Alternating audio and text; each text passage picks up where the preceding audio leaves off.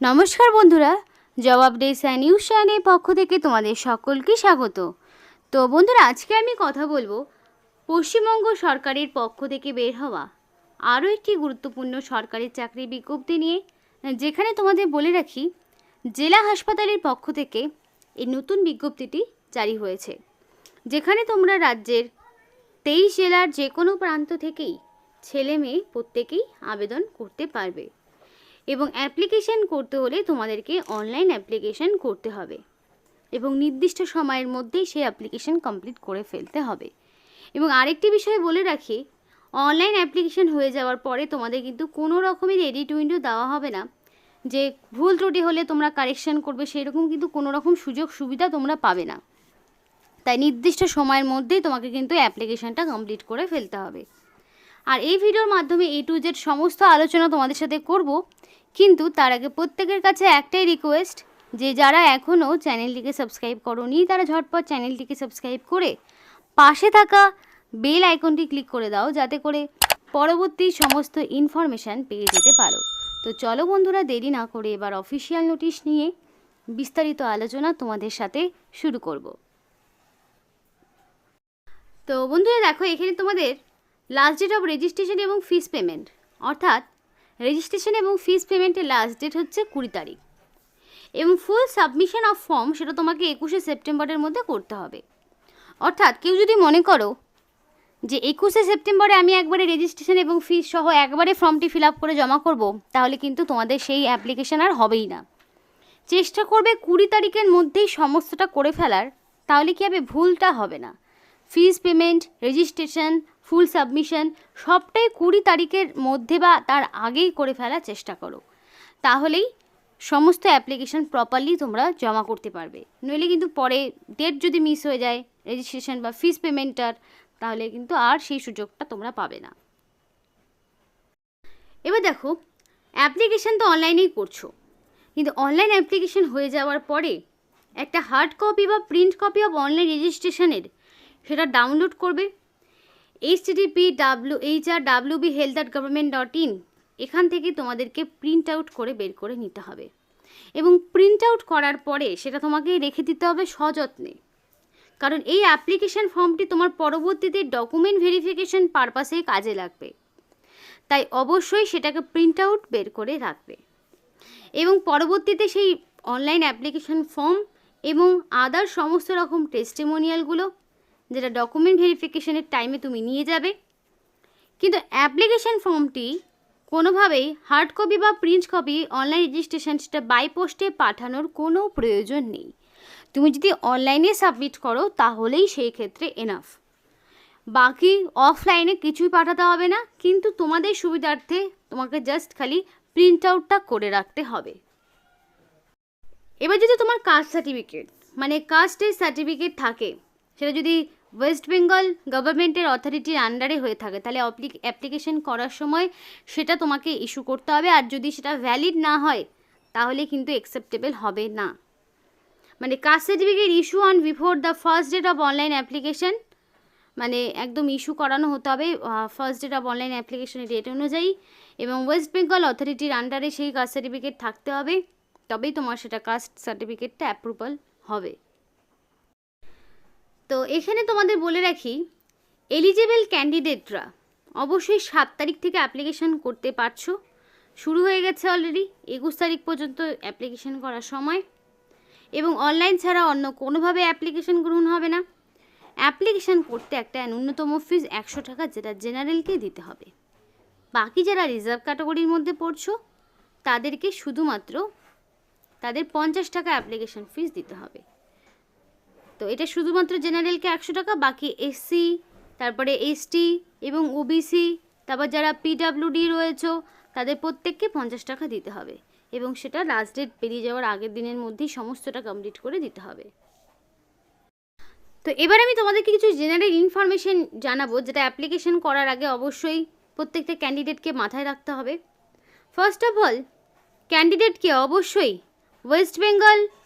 West বেঙ্গলের permanent resident হতে হবে, এবং তার পাশাপাশি ক্যান্ডিডেটকে অবশ্যই লোকাল ল্যাঙ্গুয়েজ মানে বাংলা ভাষার ওপর তোমার দক্ষতা লাগবে। যেটা লিখতে পড়তে বলতে জানতে হবে। এবং অনলাইন অ্যাপ্লিকেশান যদি কোনো রকম প্রপারলি ফিল না হয়, ইনকমপ্লিট থাকে এবং অরিজিনাল টেস্টিমোনিয়ালগুলো অনলাইন অ্যাপ্লিকেশনের সময় যদি তুমি স্ক্যান করে আপলোড না করো, বা অনলাইন অ্যাপ্লিকেশান যেটা তুমি দিয়ে করছো সেগুলো যদি ডকুমেন্ট ভেরিফিকেশনের সময় যদি হাতে পাওয়ার পরে কোনো রকম ফলস বা ডুপ্লিকেট বলে মনে হয়, তাহলে কিন্তু বাতিল হয়ে যাবে।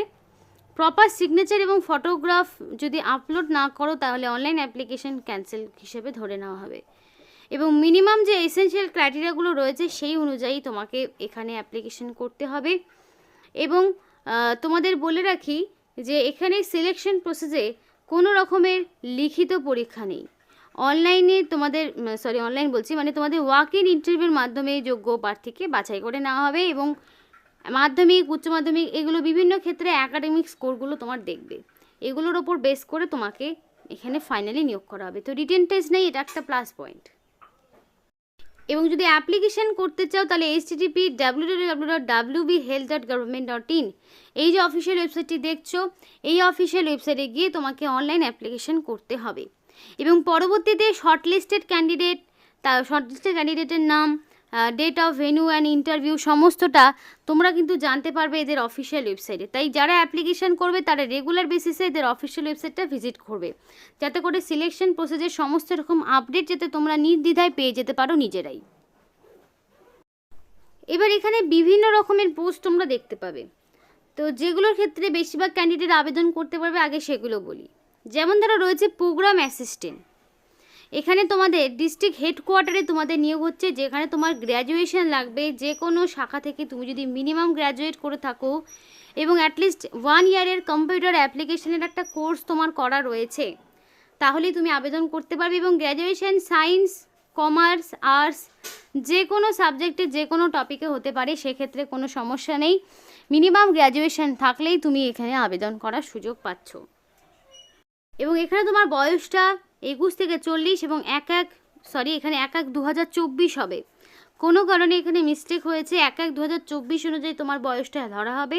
এবং সরকারি নিয়মাফিক SC ST OBCরা ছাড় পেয়ে থাকো, তো OBC প্রার্থী হলে 3 বছরের ছাড়, SC ST প্রার্থী হলে 5 বছরের ছাড় পেয়ে যাবে। এবং 22,000 টাকা পার মান্থ স্যালারি পাচ্ছ। এবং দেখো এখানে কিন্তু পরিষ্কার দেখো মাধ্যমিক, উচ্চ মাধ্যমিক, গ্র্যাজুয়েশন, কম্পিউটার টেস্ট এইগুলোর ওপরে তোমার বেস করে 100 নম্বর রয়েছে, সেভাবে কিন্তু নিয়োগ করা হবে। কাউন্সিলর রয়েছে, যেখানে তোমার মাস্টার ডিগ্রি বা পোস্ট গ্রাজুয়েট ডিগ্রি লাগবে সাইকোলজি অথবা সোশ্যাল ওয়ার্কের উপরে, অথবা সোশ্যাল অ্যানথ্রোপোলজি অথবা হিউম্যান ডেভেলপমেন্টের উপরে। কম্পিউটারের নলেজ এবং ওয়ার্কিং এক্সপিরিয়েন্স থাকলে ভালো হয়। 21 থেকে 40 বয়স এবং সরকারি নিয়মমাফিক বয়সের ছাড় পাবে। 20,000 টাকা পার মান্থ স্যালারি থাকছে। সিলেকশন প্রসেস যেমন এটার ক্ষেত্রে যেমন রিটেন টেস্ট হবে, সবগুলোর ক্ষেত্রে যে রিটেন টেস্ট হবে না তাও নয়, আবার কিছু ক্ষেত্রে আবার হবেও। এবার ল্যাবরেটরি টেকনিশিয়ান, যেখানে তোমরা মোস্ট অফ ক্যান্ডিডেট চাও অ্যাপ্লিকেশন করতে, যেখানে তোমার উচ্চ মাধ্যমিক লাগবে। উচ্চ মাধ্যমিকে যাদের সায়েন্স মানে ফিজিক্স, কেমিস্ট্রি, ম্যাথ এগুলো ছিল, কিংবা বায়োলজিক্যাল সায়েন্স নিয়ে যারা পড়াশোনা করেছো তারা আবেদন করতে পারবে। তার পাশাপাশি DMLT মানে ডিপ্লোমা ইন মেডিকেল ল্যাবরেটরি টেকনোলজির উপর যার ডিগ্রি রয়েছে তারা কিন্তু আবেদন করতে পারবে।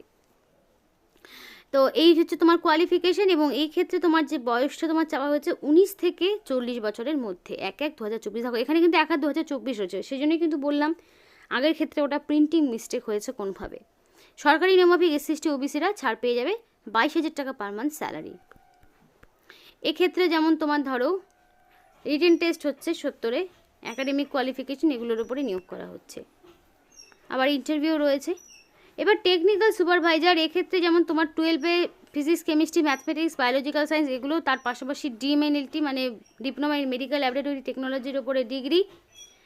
এবং তোমার এখানে যে বয়সটা চাওয়া হয়েছে সেটা হচ্ছে 19 থেকে 40, সরকারি নিয়মমাফিক ছাড়, এবং 22,000 টাকা মানে 22,000 পার মান্থ স্যালারি। তো 22,000 টাকা পার মান্থ স্যালারি থাকছে। তো এইভাবে তোমাদের দেখো কাউন্সিলর যেমন পোস্ট রয়েছে, কাউন্সিলর পোস্টের ক্ষেত্রে তোমার মাস্টার ডিগ্রি লাগছে।